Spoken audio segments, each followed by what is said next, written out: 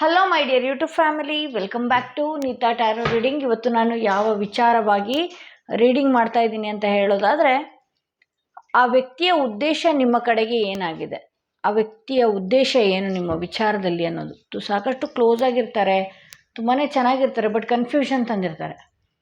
So ಅಂಥ ವ್ಯಕ್ತಿಯ ಉದ್ದೇಶ ಏನು, ಕ್ಲಾರಿಫೈ ಏನಿದೆ ಅಂತ ಹೇಳಿ. ಹಾಗೆ ಒಂದಷ್ಟು ಟೀ ಲೀಫ್ ಮೆಸೇಜ್ಗಳನ್ನು ಕೂಡ ನಾನು ತೆಗಿತೀನಿ, ಯೂನಿವರ್ಸಲಿಂದ ಏನು ಗೈಡೆನ್ಸ್ ಬರ್ತಾ ಇದೆ ಅಂತ ಹೇಳಿ. ಓಕೆ, ಎಂದಿನಂತೆ 2 ಕಾರ್ಡ್ಗಳನ್ನ ನಿಮ್ಮ ಮುಂದೆ ಇಟ್ಟಿದ್ದೀನಿ. 2 ಕಾರ್ಡ್ಗಳ ಮೇಲೆ 2 ಸ್ಟೋನ್ಗಳನ್ನ ಇಡ್ತಾ ಹೋಗ್ತೀನಿ. ಯಾವ ಸ್ಟೋನ್ ಇರುವಂತಹ ಕಾರ್ಡ್, ಯಾವ ಕಾರ್ಡ್ ಇರುವಂತಹ ಸ್ಟೋನ್ ನಿಮ್ಮ ಮನಸ್ಸಿಗೆ ತುಂಬಾ ಹತ್ತಿರ ರೆಸೊನೇಟ್ ಆಗ್ತಾ ಇದೆ, ಆ ಒಂದು ಕಾರ್ಡ್ನ ನೀವು ಆ ವ್ಯಕ್ತಿಯ ಹೆಸರನ್ನ 3 ಬಾರಿ ಹೇಳ್ತಾ ಈ ಒಂದು ರೀಡಿಂಗ್ನ ನೋಡಬೇಕಾಗತ್ತೆ.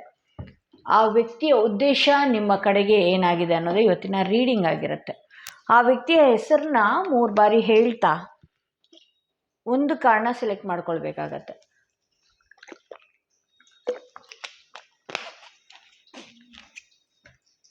ಐ ಹೋಪ್ ಒಂದು ಕಾರ್ಡ್ನ ನೀವು ಸೆಲೆಕ್ಟ್ ಮಾಡ್ಕೊಂಡಿದ್ದೀರಾ ಅಂತ ಹೇಳಿ.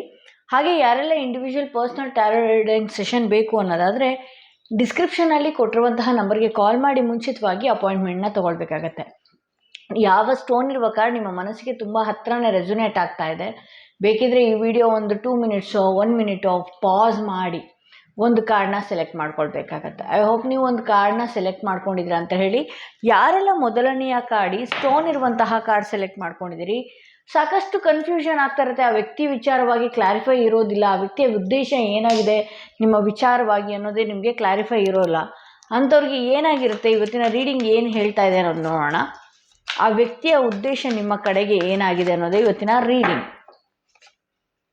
ಓಕೆ, ಬಹುಶಃ ಆ ವ್ಯಕ್ತಿ ಮಾತಾಡಿಸ್ತಾ ಇರ್ಬೋದು, ಮಾತಾಡಿಸ್ತೇನೂ ಕೂಡ ಇರಬಹುದು, ಬಟ್ ಅವ್ರ ಉದ್ದೇಶ ಏನಾಗಿದೆ ಅನ್ನೋದು ನಿಮಗೆ ಒಂದು ಕ್ಲಾರಿಫೈ ಬೇಕಾಗತ್ತಲ್ವ. ಸೊ ಅಂಥವ್ರಿಗೆ ಈ ರೀಡಿಂಗ್ ಆಗಿರುತ್ತೆ. ಸಾಕಷ್ಟು ಕನ್ಫ್ಯೂಷನಲ್ಲಿರ್ತೀರಿ. ಓಕೆ, 6 ಆಫ್ ಪೆಂಟಿಕಲ್ಸ್ ಇದೆ, ದಿ ಹೈ ಪ್ರೀಸ್ಟ್, ದಿ ಹೆರೋಫ್ರೆಂಟ್ ಇದೆ, ಸ್ಟಾರ್ ಇದೆ, 10 ಆಫ್ ಪೆಂಟಿಕಲ್ಸ್ ಇದೆ, ನೈಟ್ ಆಫ್ ಪೆಂಟಿಕಲ್ಸ್ ಇದೆ. ಓಕೆ ಓಕೆ, ಇಲ್ಲಿ ವ್ಯಕ್ತಿಯ ಉದ್ದೇಶ ಏನಿದೆ ಅಂತ ಹೇಳಿದ್ರೆ, ನಿಮ್ಮಿಂದ ಆ ವ್ಯಕ್ತಿಗೆ ಒಂದಷ್ಟು ಸಹಾಯ ಆಗೋದಿದೆ. ಹಾಗೆ ಅವರಿಂದನೂ ಕೂಡ ನಿಮಗೆ ಸಹಾಯ ಆಗುವ ವಿಚಾರದಲ್ಲಿ ಆ ವ್ಯಕ್ತಿ ನಿಮಗೆ ಯಾವಾಗಲೂ ಒಂದಷ್ಟು ಹತ್ತಿರವಾಗಿ ಇರ್ತಾರೆ ಅಂತ ಹೇಳ್ಬೋದು. ನಿಮ್ಮ ಕೈಯಿಂದ ಸಹಾಯಗಳನ್ನು ಅವ್ರು ಪಡೆದಿದ್ದಾರೆ. ಹಾಗೆ ನಿಮ್ಮಿಂದ ಒಂದಷ್ಟು ಒಳ್ಳೆಯ ಮಾತುಗಳನ್ನು ಕೂಡ ಆ ವ್ಯಕ್ತಿ ಪಡೆದಿದ್ದಾರೆ ಅಂತಲೇ ಹೇಳ್ಬೋದು. ದಿ ಹೆರೋಫೆಂಟ್ ಇರೋದ್ರಿಂದ ಇಲ್ಲಿ ನಿಮ್ಮ ಸಲಹೆ ಆಗಿರ್ಬೋದು ಅಥವಾ ಅವರ ಸಲಹೆ ಆಗಿರಬಹುದು ನಿಮಗೆ ಒಂದಷ್ಟು ಮಾನಸಿಕ ನೆಮ್ಮದಿ ತಂದುಕೊಟ್ಟಿದೆ ಅಂತ ಹೇಳಿ ತೋರಿಸ್ತಾ ಇದೆ ಇಲ್ಲಿ. ಹಾಗಾಗಿ ಈ ವ್ಯಕ್ತಿಯ ವಿಚಾರನ ನಾನು ಇಲ್ಲಿ ನೋಡೋದಕ್ಕೆ ಹೋದರೆ, ಈ ಪಾಸ್ಟ್ ಅವರಿಂದ ನಿಮಗೆ ಹೆಲ್ಪ್ ಆಗಿದ್ದಿರ್ಬೋದು ಅಥವಾ ನಿಮ್ಮಿಂದ ಆ ವ್ಯಕ್ತಿಗೆ ಹೆಲ್ಪ್ ಆಗಿದ್ದಿರ್ಬೋದು. ಸೊ ಆ ವ್ಯಕ್ತಿಯ ಒಳ್ಳೆಯ ಗುಣಗಳು, ಒಳ್ಳೆಯ ಮಾತುಗಳು ನಿಮ್ಮ ವಿಚಾರವಾಗಿ ಹೇಗಿದೆ ಅಂತ ಹೇಳಿದ್ರೆ, ನಿಮ್ಮನ್ನ ಒಂದು ಒಳ್ಳೆಯ ದಾರಿಯಲ್ಲಿ ಇರಬೇಕು ಅಥವಾ ನಿಮ್ಮನ್ನ ಒಳ್ಳೆಯ ರೀತಿಯಲ್ಲಿ ನಾವು ನೋಡಬೇಕು ಅನ್ನೋದು ಆ ವ್ಯಕ್ತಿಯ ಮೈಂಡ್ ಸೆಟ್ ಆಗಿದೆ ಅಂತ ಹೇಳ್ಬೋದು. ಇಲ್ಲಿ ಸ್ಟಾರ್ ಬಂದಿರೋದ್ರಿಂದ ಈ ವ್ಯಕ್ತಿಯೊಟ್ಟಿಗೆ ಒಳ್ಳೆಯ ಟ್ರಾವೆಲ್ ಮಾಡಿದಿರಿ, ಒಳ್ಳೆಯ ಜರ್ನಿ ಮಾಡಿದಿರಿ, ಒಳ್ಳೊಳ್ಳೆಯ ಮಾತುಗಳು ಈ ವ್ಯಕ್ತಿಯಿಂದನೂ ಕೂಡ ನಿಮಗೆ ಸಹಾಯ ಕೂಡ ಆಗಿದೆ. ಈ ವ್ಯಕ್ತಿಯಿಂದ ಕೂಡ ಮನಸ್ಸಿಗೆ ನೆಮ್ಮದಿ ಕೂಡ ಈ ವ್ಯಕ್ತಿಯಿಂದ ನಿಮಗೆ ಸಿಗ್ತಿದೆ. ಈ ವ್ಯಕ್ತಿಯ ಅಂದರೆ ಈ ವ್ಯಕ್ತಿ ಜೊತೆಗೆ ಇದ್ದಾಗ ಸಾಕಷ್ಟು ಲಾಭಗಳು ನಿಮಗೆ ಆ ವ್ಯಕ್ತಿಯಿಂದ ನಿಮ್ಗಾಗಿದೆ ಅಂತ ಹೇಳಿ ತೋರಿಸ್ತಾ ಇದೆ. ನಿಮ್ಮಿಂದ ಆ ವ್ಯಕ್ತಿಗೂ ಕೂಡ ಮಾನಸಿಕ ಏನಾದರೂ ಹಿಂಸೆ ಅನುಭವಿಸ್ತಾ ಇದ್ರೆ ಆ ವ್ಯಕ್ತಿ, ನಿಮ್ಮಿಂದ ಕೆಲವು ಮಾತುಗಳಿಂದ ಆ ವ್ಯಕ್ತಿಗೂ ಸಮಾಧಾನ ಆಗಿದೆ. ಆ ವ್ಯಕ್ತಿಯಿಂದ ನಿಮಗೆ ಯಾರೆಲ್ಲ ಈ ರೀಡಿಂಗ್ ನೋಡ್ತಾ ಇದ್ದೀರಿ, ಮೆಟೀರಿಯಲ್ ಥಿಂಗ್ಸ್ಗಳು ಏನೇ ಇರ್ಬೋದು, ವಸ್ತುಗಳು ಹೆಲ್ಪ್ ಮಾಡಿದ್ದಾರೆ, ವಸ್ತುಗಳು ತಗೊಳ್ಳೋದಕ್ಕೆ ಹೆಲ್ಪ್ ಮಾಡಿದ್ದಾರೆ. ಹಾಗೆ ಕೆಲವೊಂದು ಏನು ಎಲ್ಲ ಇದೆಯಲ್ಲ, ನಿಮ್ಗೆ ಆ ವ್ಯಕ್ತಿಯಿಂದ ಒಳ್ಳೆಯದೇ ಆಗಿದೆ ಬಿಟ್ಟರೆ ಕೆಟ್ಟದ್ದು ಯಾವುದು ಆಗಿಲ್ಲ ಅನ್ನುವ ರೀತಿಯಲ್ಲಿ ಇಲ್ಲಿ ತೋರಿಸ್ತಾ ಇದೆ ಅಂತ ಹೇಳ್ಬೋದು. ಇಲ್ಲಿ 10 ಆಫ್ ಪೆಂಟಿಕಲ್ಸ್ ಬಂದಿರೋದ್ರಿಂದ ಈ ವ್ಯಕ್ತಿಯೊಟ್ಟಿಗೆ ನೀವು ಚೆನ್ನಾಗಿ ಇದ್ದರೆ ಇನ್ನಷ್ಟು ಮತ್ತಷ್ಟು ನಿಮಗೆ ಅವಕಾಶಗಳು ಇದೆಯೇ ಹೊರತು ಆ ವ್ಯಕ್ತಿ ಆ ರೀತಿ ನಿಮ್ಮ ಬಗ್ಗೆ ಕೆಟ್ಟ ರೀತಿಯಲ್ಲಿ ಇಲ್ಲ ಅನ್ನೋದು ನಾನು ಇಲ್ಲಿ ನೋಡಬಹುದು. ಅಂದರೆ ನಿಮ್ಮಿಂದ ಏನೋ ಒಳ್ಳೆಯದಾಗತ್ತೆ, ನಿಮ್ಮಿಂದ ಏನೋ ಒಂದು ಆಗುತ್ತೆ ನನಗೆ ಅನ್ನುವ ರೀತಿಯಲ್ಲಿ ಆ ವ್ಯಕ್ತಿ ಇಲ್ಲ. ಆ ವ್ಯಕ್ತಿಯಿಂದ ನಿಮಗೆ ಲೈಫ್ಗೆ ಒಂದು ಒಳ್ಳೆಯ ದಾರಿ ಇದೆ ಅಂತ ಹೇಳಿ ನಾನು ನೋಡಬಹುದು. ಹಾಗೆ ಇಲ್ಲಿ ಕೆಲವರ ಲೈಫಲ್ಲಿ ತುಂಬಾ ನೀವು ಈ ಹಿಂದೆ ಕೆಲವೊಂದು ವಿಚಾರಗಳು ನಿಮ್ಗೆ ಏನೂ ಗೊತ್ತಿಲ್ಲದೆ ಇರಬಹುದು, ಅಥವಾ ದುಡುಕಿ ಯಾವುದೋ ಒಂದು ಬೇರೆಯ ನಿರ್ಧಾರಗಳಲ್ಲಿ ನೀವು ಹೋಗಿದ್ರೆ ಇರಬಹುದು. ಈ ವ್ಯಕ್ತಿ ನಿಮ್ಮ ಲೈಫಿಗೆ ಬಂದ ಮೇಲೆ, ಅಥವಾ ಈ ವ್ಯಕ್ತಿಯ ಮಾತುಗಳನ್ನು ನೀವು ಕೇಳಿದ್ಮೇಲೆ ಇವರು ಒಂದು ಸರಿಯಾದ ಮಾರ್ಗನ ನಿಮಗೆ ತೋರಿಸಿದ್ದಾರೆ, ಒಳ್ಳೆಯ ದಿಕ್ಕಿನಡಿಗೆ ನಿಮ್ಮನ್ನು ಎಳೆದೊಯ್ತಾ ಇದ್ದಾರೆ, ಅಥವಾ ಅವರ ಮಾತುಗಳು ಅಷ್ಟು ಪವರ್ ಆಗಿ ನಿಮ್ಮ ಆರಾಗೆ ತಾಗ್ತಾ ಇದೆ ಅಂತ ಹೇಳ್ಬೋದು. ಹಾಗೆ ಈ ವ್ಯಕ್ತಿಯಿಂದ ನಿಮಗೆ ಕೆಲವೊಂದಷ್ಟು ಒಳ್ಳೆಯ ದಾರಿಗಳು, ಆಪರ್ಚುನಿಟೀಸ್ಗಳು ಓಪನ್ ಆಗಿದೆ. ಓಕೆ, ಈ ವ್ಯಕ್ತಿಯ ಉದ್ದೇಶ ನಿಮ್ಮ ಕಡೆಗೆ ಏನಾಗಿದೆ ಅಂತ ಹೇಳಿದ್ರೆ, ಅವರೂ ಬೆಳಿಬೇಕು, ಜೊತೆಗಿರೋರ್ನು ಬೆಳೆಸಬೇಕು ಅನ್ನುವ ಭಾವ ಆ ವ್ಯಕ್ತಿಯ ಮೈಂಡ್ನಲ್ಲಿದೆ. ಇಲ್ಲಿ ಏನೇ ಆದರೂ ಆ ವ್ಯಕ್ತಿಯಿಂದ ನಿಮಗೆ ಒಂದಷ್ಟು ನಿಧಾನ ಪ್ರೊಸೆಸಿಂಗ್ ಆಗ್ಬೋದು, ಬಟ್ ಆದರೆ ಈ ವ್ಯಕ್ತಿಯಿಂದ ನಿಮಗೆ ತುಂಬಾ ಒಳ್ಳೆಯ ದಿನಗಳು ಬರುವಂಥದ್ದಿದೆ ಅಂತ ಹೇಳಿ ನಾನು ನೋಡಬಹುದು. ಹಾಗೆ ಈ ವ್ಯಕ್ತಿಯ ಒಟ್ಟಿಗೆ ನೀವು ಜೊತೆಯಲ್ಲಿದ್ದಾಗ ಸಾಕಷ್ಟು ಈಗೋಗಳನ್ನು ನಾನು ನೋಡಬಹುದು. ಅಂದರೆ ಅತಿಯಾದ ಪ್ರೀತಿನೋ ಅಥವಾ ಅತಿಯಾಗಿ ಹೆಚ್ಕೊಳ್ಳುವಂಥದ್ದು, ಇವರೇನಾದರೂ ಸ್ವಲ್ಪ ನಿಮ್ಮ ಸಮಯಕ್ಕೆ ಕಾಣಿಸ್ಕೊಳ್ದೇ ಇರುವಂಥದ್ದಾಗಿರ್ಬೋದು, ಅಥವಾ ನೀವು ಹೇಳದೇ ಇರುವುದಕ್ಕೆ ಅವರು ಸ್ಪಂದಿಸದೇ ಇದ್ದಾಗ ನಿಮಗೆ ಜಾಸ್ತಿ ಈಗೋಗಳು ಬರೋದು, ಅಥವಾ ತಲೆ ಕೆಡುವಂಥದ್ದು, ಈ ರೀತಿ ನಿಮ್ಗೆ ಆಗಿದ್ದೂ ಇದೆ. ಇಲ್ಲಿ ಬರ್ನಿಂಗ್ ಟವರ್ ಬಂದಿದೆ. ಅಂದರೆ ಸಾಕಷ್ಟು ನೀವು ಈ ವ್ಯಕ್ತಿಯ ವಿಚಾರವಾಗಿ ಹೇಗಿರಬೇಕು ಆ ರೀತಿ ನೀವಿದ್ದರೆ ನಿಮ್ಮ ಲೈಫಲ್ಲಿ ಒಳ್ಳೆಯ ಹಣಕಾಸನ್ನು ನೀವು ನೋಡ್ಬೋದು, ಹಾಗೆ ಆಪರ್ಚುನಿಟೀಸ್ಗಳನ್ನ ನೋಡ್ಬೋದು, ಸರಿಯಾದ ಮಾರ್ಗದರ್ಶನದಲ್ಲಿ ಈ ವ್ಯಕ್ತಿಯ ಮಾತುಗಳು ಇರುತ್ತೆ, ಒಂದು ಗುರುವಿನ ರೀತಿಯಲ್ಲಿ ನಿಮಗೆ ತಿದ್ದು ಕರ್ಕೊಂಡು ಹೋಗ್ತಾರೆ. ಹಾಗೆ ನಿಮ್ಮ ಲೈಫ್ನ ಬದಲಾಯಿಸ್ಕೊಳ್ಳುವಂಥದ್ದು ಒಳ್ಳೆಯ ಸಮಯ ಆಗಿರುತ್ತೆ. ಆದರೆ ಅತಿಯಾಗಿ ಈ ವ್ಯಕ್ತಿ ಮೇಲೆ ಇವರು ಹೀಗೇ ಇರಬೇಕು, ಇವ್ರ ಜೊತೆಗೆ ನಾನು ಹಾಗೇ ಇರಬೇಕು ಅನ್ನುವ ಕನಸುಗಳನ್ನು ಕಟ್ಕೊಳ್ಳುವಂಥದ್ದು, ಬೇಡದ ಯೋಚನೆಗಳನ್ನು ಮಾಡುವಂಥದ್ದು, ಅವರನ್ನು ನೀವು ಒಂದಷ್ಟು ಕಂಟ್ರೋಲ್ನಲ್ಲಿ ಇಟ್ಕೊಳ್ಳುವಂಥದ್ದು, ಈ ರೀತಿ ಎಲ್ಲ ಮಾಡಿದಾಗ ಅದು ಮುರಿದೋಗುವಂತಹ ಸಾಧ್ಯತೆಯೂ ಹೆಚ್ಚಿದೆ. ಬಲವಾಗಿ ಈ ವ್ಯಕ್ತಿ ಎಷ್ಟು ನಿಮಗೆ ಸಹಾಯ ಮಾಡ್ತಾರೆ, ಎಷ್ಟು ನಿಮಗೆ ಒಳ್ಳೇದು ಮಾಡ್ತಾರೆ, ಎಷ್ಟು ನಿಮಗೆ ಸರಿಯಾದ ದಾರಿ ತೋರಿಸ್ತಾರೆ, ಎಷ್ಟು ನಿಮಗೆ ಒಂದೊಂದು ದೊಡ್ಡ ರೀತಿಯಲ್ಲಿ ಸಪೋರ್ಟಿವ್ ಆಗಿ ನಿಲ್ತಾರೆ, ಅಷ್ಟೇ ನೀವು ಎಕ್ಸೆಪ್ಟ್ ಮಾಡಬೇಕಾಗತ್ತೆ. ಅವ್ರಿಗೂ ಕೂಡ ನೀವು ಒಳ್ಳೆಯದನ್ನೇ ಬಯಸಬೇಕಾಗತ್ತೆ. ಅದನ್ನು ಬಿಟ್ಟು ಈ ವ್ಯಕ್ತಿ ನನ್ನ ಜೊತೆಗೆ ಇರಬೇಕು, ಅಥವಾ ಈ ವ್ಯಕ್ತಿ ಹೀಗೇ ಇರಬೇಕು, ಈ ವ್ಯಕ್ತಿ ಹೀಗೇ ನಾನು ಇಟ್ಕೊಳ್ಬೇಕು, ಈ ವ್ಯಕ್ತಿನ ನಾನು ಹೀಗೆ ಇದು ಮಾಡಬೇಕು, ಅದು ಇದು ಅಂತ ಎಲ್ಲ ಸಾಕಷ್ಟು ನೀವೇನಾದರೂ ಕನಸುಗಳನ್ನು ಕಟ್ಕೊಳ್ಳುವಂಥದ್ದು, ಬೇಡದ ರೀತಿಯಲ್ಲಿ ನೀವೇ ಮಾನಸಿಕ ಯೋಚನೆಗಳನ್ನು, ಕನಸುಗಳನ್ನು ಕಟ್ಕೊಳ್ಳುವಂಥದ್ದು ಮಾಡಿಕೊಂಡ್ರೆ ಅದು ಹೊಡೆದೋಗುವಂಥ ಸಾಧ್ಯತೆ ಇದೆ. ತುಂಬ ಬಿಗಿಯಾಗಿ ಯಾರನ್ನು ಇಟ್ಕೊಳ್ಳೋದಕ್ಕೆ ಆಗೋದಿಲ್ಲ. ಆ ಸಮಯ ಕೆಲವೊಬ್ಬರು ನಾನು ತುಂಬ ಚೆನ್ನಾಗಿ ನಾನು ನೋಡಿದ್ದೀನಿ, ಏನಾದರೂ ನಡೀತಿದೆ, ಆ ವ್ಯಕ್ತಿ ನಮ್ಮ ಒಟ್ಟಿಗಿದ್ದಾರೆ, ಜಸ್ಟ್ ಫ್ರೆಂಡ್ಸ್ ಆಗಿ ಅಂದ್ಕೊಳ್ಳಿ, ಓಕೆನಾ. ನಿಮಗೆ ಫ್ರೆಂಡ್ಸನ್ನು ನೀವು ಹೇಳ್ಬೋದು, ಅವರು ಕೇಳ್ಬಹುದು, ಒಂದು ಬೆಸ್ಟ್ ಫ್ರೆಂಡ್ ಅಂತಲೇ ತಗೊಳ್ಳಿ. ಅವರು ಹೇಳ್ಬೋದು, ನೀವು ಮಾತಾಡ್ಬೋದು, ನಿಮ್ಮ ವಿಚಾರನ ಅವರು ಕೇಳ್ಬೋದು, ಎಲ್ಲನೂ ಮಾಡ್ಬೋದು. ಬಟ್ ಆದರೆ ಆ ಫ್ರೆಂಡನ್ನು ನೀವು ಹಿಡಿದಿಟ್ಕೊಳ್ಬೇಕಂತ ಹೋಗೋದು, ನಿನ್ನ ಅಲ್ಲಿಗೆ ಹೋಗಬೇಡ, ನೀನು ಅವ್ರ ಜೊತೆಗೆ ಮಾತಾಡಬೇಡ, ನೀನು ಇವ್ರ ಜೊತೆಗೆ ಮಾತಾಡಬೇಡ, ನೀನು ಇವ್ರಿಗೆ ಸಹಾಯ ಮಾಡ್ತೀಯಾ, ಬಹುಶಃ ನನಗೆ ಸಹಾಯ ಮಾಡ್ದಂಗೆ ಬೇರೆಯವ್ರಿಗೂ ಸಹಾಯ ಮಾಡ್ತೀಯನೋ, ಬಹುಶಃ ನನ್ನ ಜೊತೆಗೂ ಮಾತಾಡ್ದಂಗೆ ನೀನು ಮಾತಾಡ್ತೀಯನೋ, ಇದೆಲ್ಲ ನೀವು ಮಾನಸಿಕವಾಗಿ ಏನಾದರೂ ಯೋಚನೆ ಮಾಡಿಕೊಂಡ್ರೆ ಅಂದರೆ ಎಷ್ಟು ದಿನ ಆ ಫ್ರೆಂಡ್ ನೀವು ಹೇಳ್ದಂಗೆ ಕೇಳ್ಕೊಂಡಿರೋದಕ್ಕೆ ಸಾಧ್ಯ? ಆಗ ಅವ್ರಿಗೆ ನಿಮ್ಮ ಮೇಲಿರುವಂತಹ ಭಾವನೆ ಬೇರೆ ರೀತಿ ಆಗೋದಕ್ಕೆ ಶುರುವಾಗತ್ತೆ. ಅವರು ಒಂದು ಒಳ್ಳೆಯ ಹೋಪ್ ಇಟ್ಕೊಂಡು, ಒಳ್ಳೆಯ ಟ್ರಸ್ಟ್ ಇಟ್ಕೊಂಡು, ಒಳ್ಳೆಯ ನಂಬಿಕೆ ಇಟ್ಕೊಂಡು ನಿಮ್ಮ ಜೊತೆಗೆ ಮುಂದುವರಿಯೋದಕ್ಕೆ ಅಂತ ಹೋಗ್ತಾ ಇರ್ತಾರೆ.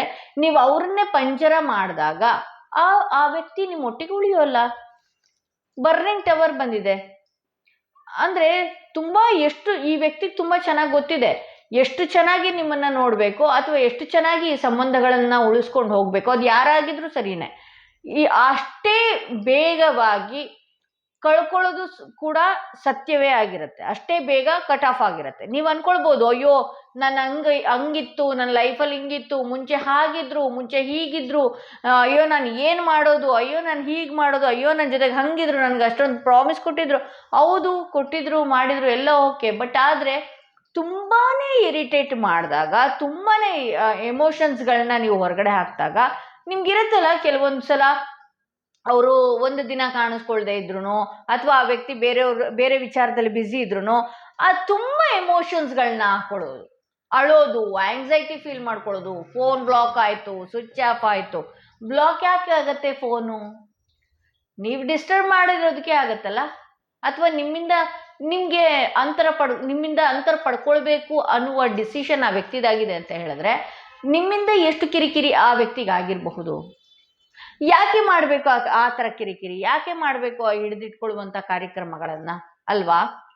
ಇಲ್ಲಿ 4 ಆಫ್ ವಾಂಡ್ಸ್ ಇದೆ. ಇಲ್ಲಿ ಚೆನ್ನಾಗಿದ್ರೆ ಇದು ಸರಿಯಾಗಿ ಹೋಗುತ್ತೆ, ಒಂದು ಸಂದರ್ಭಗಳು ಆ ರೀತಿ ಈ ರೀತಿ ಚೆನ್ನಾಗೇ ಹೋಗುತ್ತೆ. ಬಟ್ ಆದರೆ ಇದನ್ನ ಬಿಗಿಯಾಗಿ ಇಟ್ಕೊಳ್ಳೋಕೆ ಹೋದಾಗ ಇದು ನಿಮಗೆ ನೋವು ತಂದು ಕೊಡುವ ಸಾಧ್ಯತೆ ಹೆಚ್ಚಿದೆ.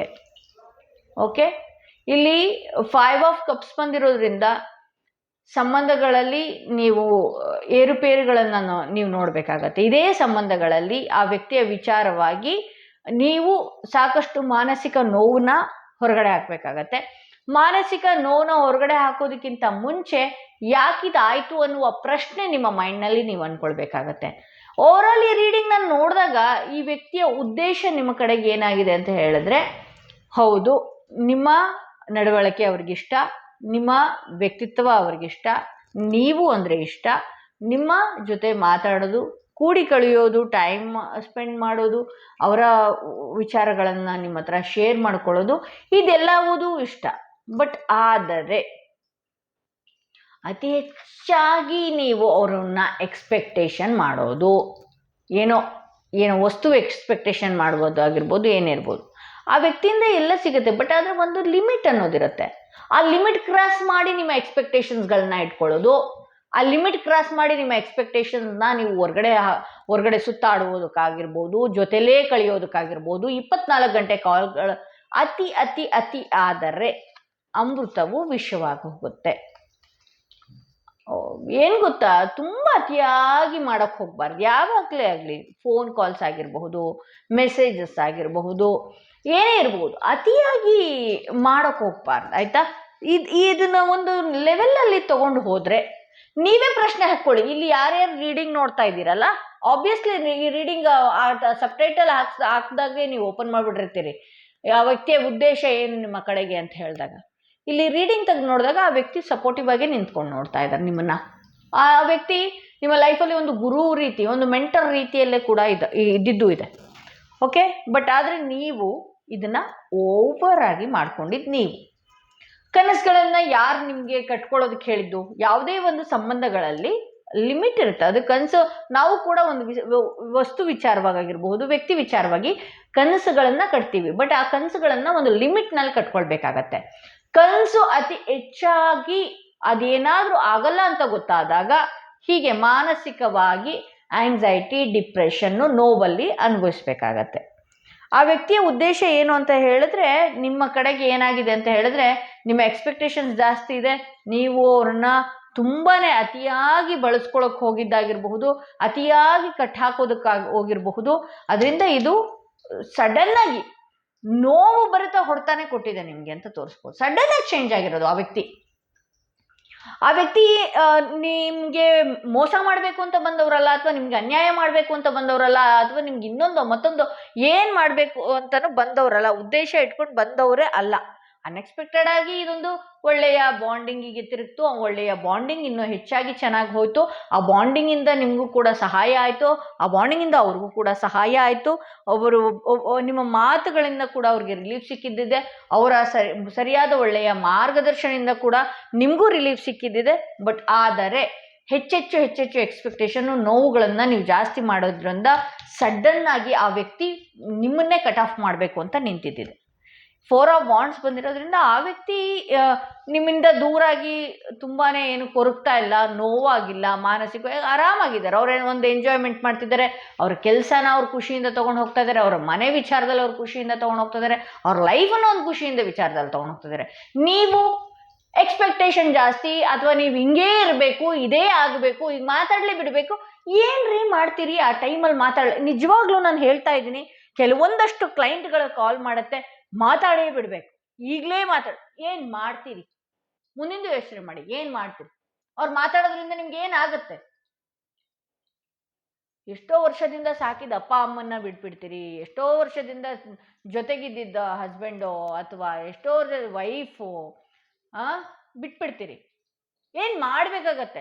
ಇಲ್ಲಿ ನೋಡಿ, ಇದರಿಂದ ನಿಮ್ಮ ಆರೋಗ್ಯನೂ ಕೂಡ ನೀವು ಹಾಳು ಮಾಡ್ಕೊಳ್ತಾ ಇದ್ದೀರಿ. ಸರಿಯಾದ ಹೊತ್ತಿಗೆ ಊಟ ಇಲ್ಲದೆ, ಸರಿಯಾಗಿ ನಿದ್ರೆ ಇಲ್ಲದೆ, ಬರೀ ಕೊರಗೋದು, ಆ ವಿಚಾರಗಳನ್ನು ಮೆಲ್ಕು ಹಾಕೋದು. ಇಯರ್ 5 ಆಫ್ ಕಪ್ಸ್ ಬಂದಿದೆ, ಬರೀ ಅದು ಹಳೇ ವಿಚಾರನ ಆಳವಾಗಿ ಯೋಚನೆ ಮಾಡೋದು. ಒಂದು ಗ್ಲಾಸಲ್ಲಿ ಕೈಯಲ್ಲಿ ಒಂದು ಗ್ಲಾಸಲ್ಲಿ ನೀರು ಇಟ್ಕೊಂಡು ನೋಡಿ, ಬರೀ ನೀರು, ಒಂದೇ ಗ್ಲಾಸಲ್ಲಿ ನೀರು ಇಟ್ಕೊಂಡು ನೋಡಿ. ಓಕೆ, ಆ ಗ್ಲಾಸ್ ತುಂಬ ಹೊತ್ತಿದ್ದಾಗ ಏನಾಗತ್ತೆ? ತುಂಬ ಹೊತ್ತು ಹಾಗೇ ಹಿಡ್ಕೊಂಡಿರ್ತೀರಿ. ತುಂಬ ಹೊತ್ತಿದ್ದಾಗ ಏನಾಗತ್ತೆ? ಒಂದು ಬಂಡೆಕಲ್ಲು ಹಿಡಿದಷ್ಟು ಭಾರ ನಮ್ಮ ಜೀವನಕ್ಕೆ ನಡೆಯುತ್ತೆ. ಬರೀ ಆ ಒಂದು ಗ್ಲಾಸ್ 1.5 ಗಂಟೆ 2 ಗಂಟೆ ನಾವೇನಾದ್ರು ಕೈಯಲ್ಲಿ ಹಿಡ್ಕೊಂಡ್ವಿ ಅಂದರೆ ಬಂಡೆಕಲ್ಲಿನಷ್ಟು ಭಾರ ಆಗತ್ತೆ. ಇನ್ನು ನಮ್ಮ ಬ್ರೈನ್ ಆ ಚಿಕ್ಕ ವಿಚಾರನ ಇಟ್ಕೊಂಡು ಅದಕ್ಕಿನ್ನೇನೋ ಹಾಕಿ, ಇನ್ನೇನೋ ಮಾಡಿ, ಅದನ್ನೇನೋ ಆಗಿ, ಅಯ್ಯೋ ಬ್ರೈನಿಗೆ ನೀವೇನು ಮಾಡ್ತೀರಿ? ಚಿಕ್ಕದ್ರಿ ಬ್ರೈನು, ಎಷ್ಟು ಯೋಚನೆ ಮಾಡ್ತೀರಿ ಅದಕ್ಕೆ? ಎಷ್ಟು ಹಾಕಿದ್ದೇ ಹಾಕ್ತೀರಿ, ಊಟನ ಅದಕ್ಕೆ ಹಾಕಿದ್ದೇ ಹಾಕ್ತೀರಿ. ನಿಮಗೆ ಕೆಲವ್ರು ಹೇಳ್ತೀರಿ, ನೀವು ಬೈಯೋದೇ ನಮ್ಗೆ ಇಷ್ಟ ಆಗತ್ತೆ, ಅದಕ್ಕೆ ಕೇಳ್ತೀವಿ ಅಂತ ಹೇಳಿ. ದಯವಿಟ್ಟು ಓವರ್ ಥಿಂಕ್ ಯೋಚನೆ ಬಿಡಿ. ಆ ವ್ಯಕ್ತಿ ಏನು ಮಾಡ್ಬೋದು? ನಿಮ್ಮ ಫೋನ್ ಕಾಲ್ ಪಿಕ್ ಮಾಡಲಿಲ್ಲ, ಅಥವಾ ಸಡನ್ ಆಗಿ ಚೇಂಜ್ ಆಗಿಬಿಟ್ರು. ಅವ್ರು ಯಾಕೆ ಚೇಂಜ್ ಆದರು?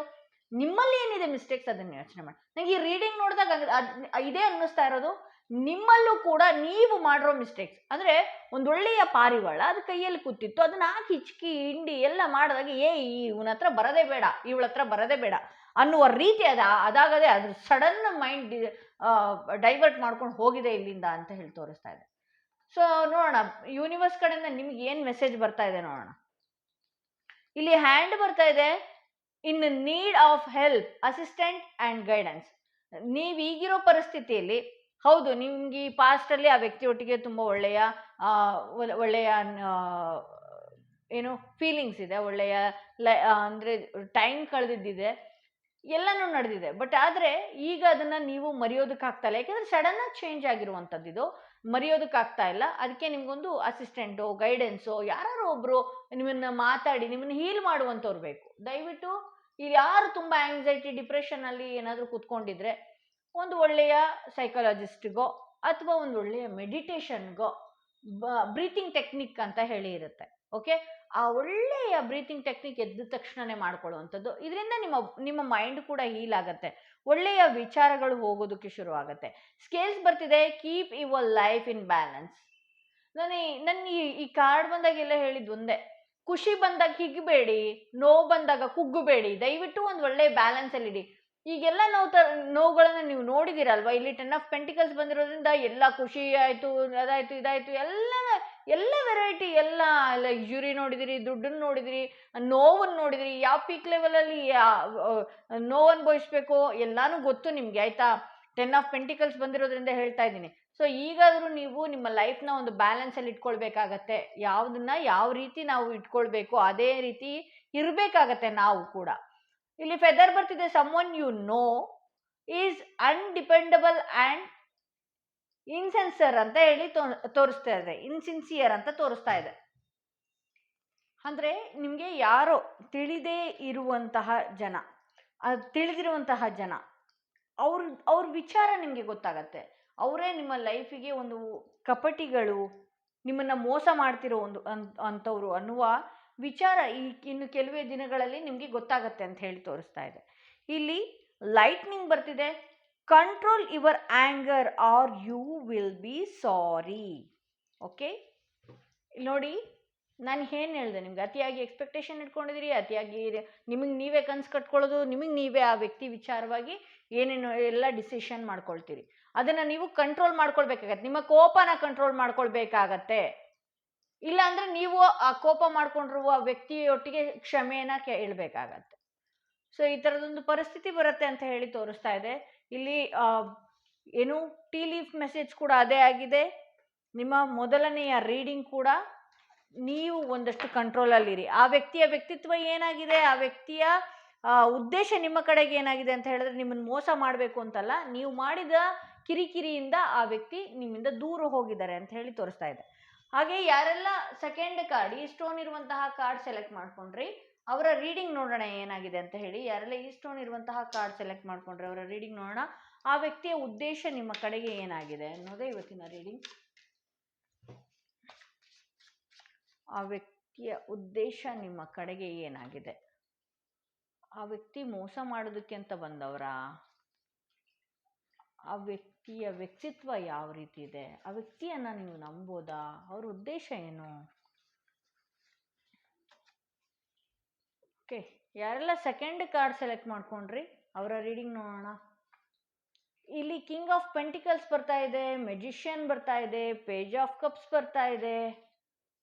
ಓಕೆ,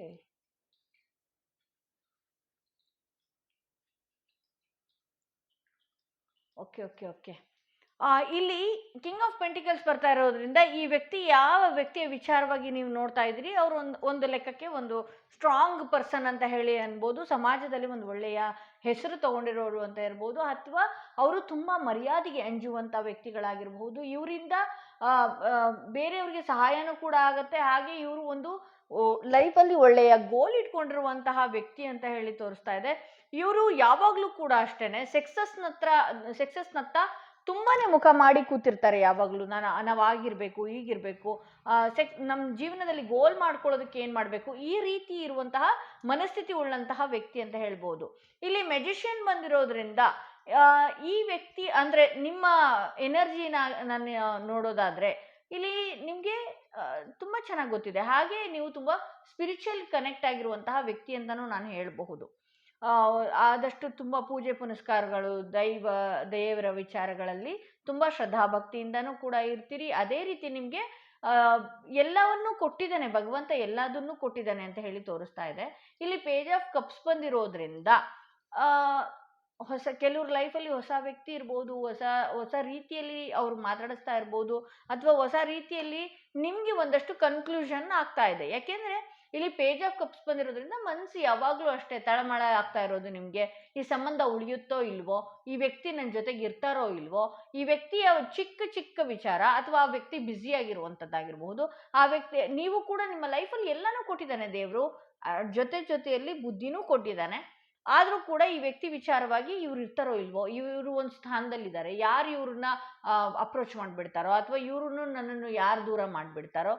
ನಿಮಗೂ ಕೂಡ ಲೈಫಲ್ಲಿ ಜವಾಬ್ದಾರಿಗಳಿದೆ, ನಿಮ್ಮದೇ ಆದಂಥ ಕೆಲವೊಂದು ಲೈಫ್ ಇದೆ, ಎಲ್ಲನೂ ಇದೆ.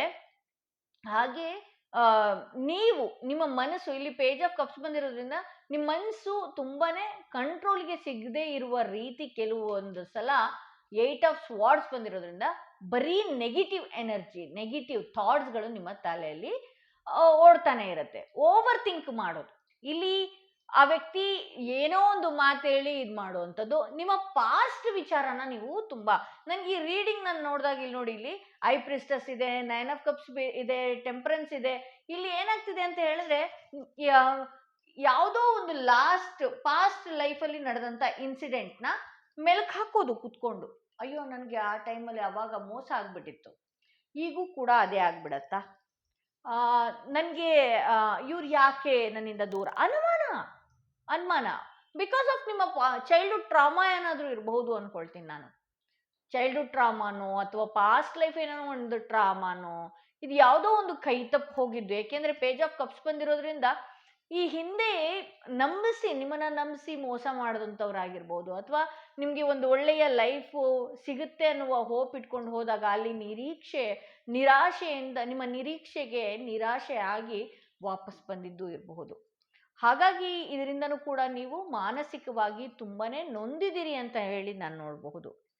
ಇಲ್ಲಿ ನಿಮಗೆ ದೈವದ ಒಂದು ಅದ್ಭುತವಾದ ಒಂದು ಶಕ್ತಿ ಇದೆ. ಯೋಚನೆ ಮಾಡಿ ನೀವೇ, ನಿಮಗೆ ನಿಮ್ಮ ಲೈಫಲ್ಲಿ ಕೆಲವ್ರ ಲೈಫು, ಇಲ್ಲಿ ಯಾರು ರೀಡಿಂಗ್ ನೋಡ್ತಾ ಇದ್ದೀರಿ, ಕೆಲವ್ರ ಲೈಫಲ್ಲಿ ಚಿಕ್ಕ ವಯಸ್ಸಲ್ಲೇ ಹೆಸರು ಕೀರ್ತಿ ತಗೊಂಡವರು ಕೂಡ ಇದ್ದೀರಿ. ಕೆಲವ್ರ ಲೈಫಲ್ಲಿ ಏನೋ ಒಂದು ಸಾಧನೆ ಮಾಡಬೇಕು ಅನ್ನುವ ಹಾದಿಯಲ್ಲಿ ನಿಂತವರು ಇದ್ದೀರಿ. ಕೆಲವ್ರ ಲೈಫಲ್ಲಿ ನಮ್ಮ ಮನೆಯನ್ನ ನಾವು ಇದೇ ರೀತಿ ಇಡಬೇಕು ಅಂತಲೂ ಕೂಡ ಇದ್ದೀರಿ. ಏಕೆಂದರೆ ಇಲ್ಲಿ ಮೆಜಿಷಿಯನ್ ಬಂದಿದೆ, ಇಲ್ಲಿ ಪ್ಲೇಟಲ್ಲಿ ನೋಡಿ ಸಾಕಷ್ಟು ವಿಚಾರ ಇದೆ. ಪೆಂಟಿಕಲ್ಸ್ ಇದೆ, ಸ್ವಾರ್ಡ್ಸ್ ಇದೆ, ವಾಂಡ್ಸ್ ಇದೆ, ಎಲ್ಲನೂ ಇದೆ, ಎಲ್ಲ ಇದೆ. ಬೇರೆಯವ್ರ ಲೈಫಿಗೆ ನಾನು ಬೆಳಕಾಗಬೇಕಪ್ಪ, ನನ್ನ ಮನೆನ ನಾನು ಈ ರೀತಿ ಇಡಬೇಕಪ್ಪ, ಈ ರೀತಿ ಎಲ್ಲ ಅಂದ್ಕೊಂಡಿದ್ದಿದೆ. ಆದರೆ ಯಾವುದೋ ಒಂದು ಇನ್ಸಿಡೆಂಟ್ ನಿಮ್ಮ ಲೈಫಲ್ಲಿ ನಡೆದಿದೆ. ಆ ಲೈಫಲ್ಲಿ ನಡೆದಿರುವಂತಹ ಇನ್ಸಿಡೆಂಟ್ ಹೇಗಿದೆ ಅಂತ ಹೇಳಿದ್ರೆ, ಯಾರನ್ನು ನೋಡಿದ್ರು ಕೂಡ ಅನುಮಾನಿಸೋದು. ಇವರು ಕೂಡ ಹೀಗೆ ಮಾಡ್ತಾರಾ, ಇದು ಕೂಡ ಕೈ ತಪ್ಪ ಹೋಗದ.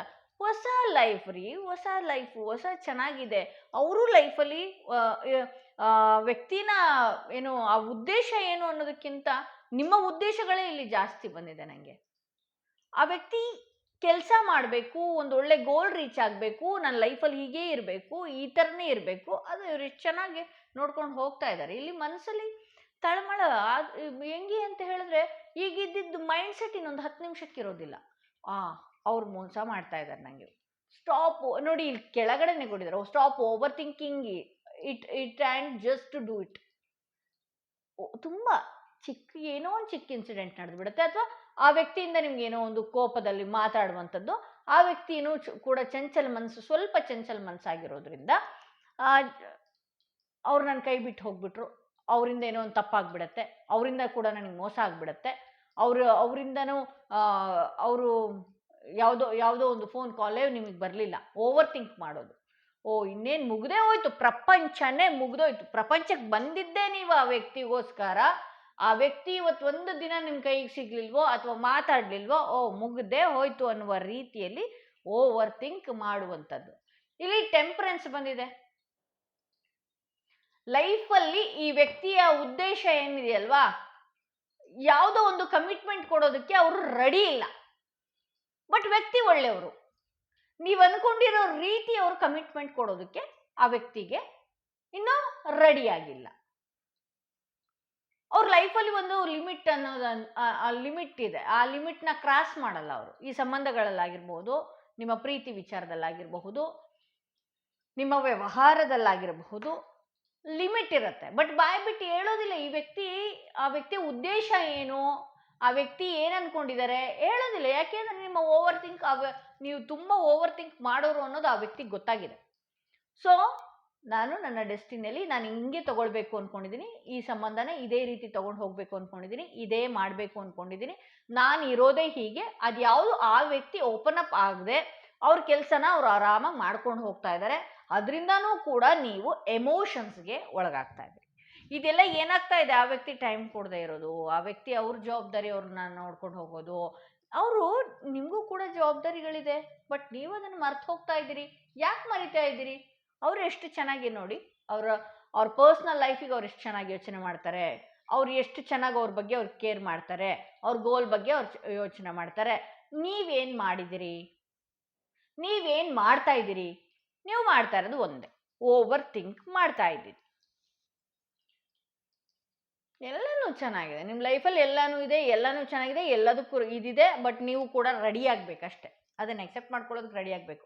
ಪ್ರಪಂಚ ಅದೇನೋ ಆಗೋಯ್ತು, ಸಿಲ್ಲಿ ವಿಚಾರಗಳಿಗೆ, ಅದೇನೋ ಆಗೇ ಇಲ್ದಿರುವಂತಹ ವಿಚಾರಗಳಿಗೆ ಎಷ್ಟರ ಮಟ್ಟಿಗೆ ಯೋಚನೆ ಮಾಡ್ಕೊಳ್ತೀರಿ. ಓವರ್ ಥಿಂಕ್ ಮಾಡೋದನ್ನು ದಯವಿಟ್ಟು ನಿಲ್ಲಿಸಿ. ನಿಮ್ಮ ಚಂಚಲ ಮನಸ್ಸನ್ನು ಒಂದಷ್ಟು ಕಂಟ್ರೋಲಿಗೆ ತಗೊಳ್ಳಿ. ಹೆಂಗೆ ಕಂಟ್ರೋಲಿಗೆ ತಗೊಳ್ಳೋದು? ನೀವೇನೇನು ಅನ್ಕೊಳ್ತಿದ್ದೀರಿ ಎಲ್ಲ ಒಂದು ಪೇಪರಲ್ಲೋ ಕಾಗದದಲ್ಲೋ ಎಲ್ಲದು ಬರೀರಿ, ಸುಟ್ಟಾಕಿ ವೆಸ್ಟ್ ಡೈರೆಕ್ಷನಲ್ಲಿ ಹೋಗಿಸ್ಬಿಡಿ ಅದನ್ನು, ಆ ಧೂಳನ್ನು.